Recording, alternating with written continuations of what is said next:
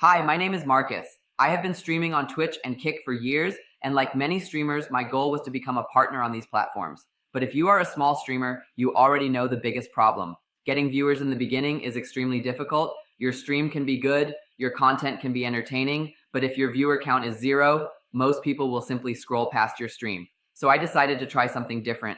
In this video, I'm going to show you how I bought Kick viewers for about $50. How it helped me move closer to the Kick Partner Program, KPP, and whether it was worth it. Today, I'm sharing my experience using FollowersPanda to increase the viewers on my Kick stream.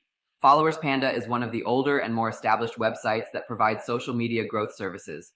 They offer different services designed to improve the visibility of live streams on platforms like Twitch and Kick.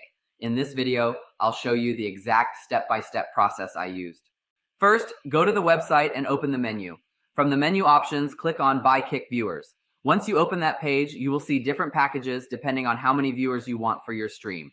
For this example, I selected a package that fit my budget and the stream I was planning. After choosing the package, simply click Buy Now. Next, you will be taken to the checkout page. Here you need to enter your Kick username and your email address, and then click Proceed to Checkout.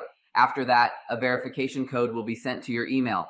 Copy that verification code, paste it on the verification page, create a password, and continue to the final checkout step.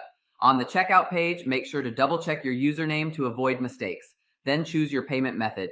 The platform supports multiple payment options, including credit cards, debit cards, PayPal, and even cryptocurrency. Once the payment is completed, the order will be processed. After a few minutes, the Kick viewers started appearing on my stream. As you can see here, the viewer count increased and the stream looked more active. For me, this was an interesting experiment while trying to reach the Kick Partner Program requirements.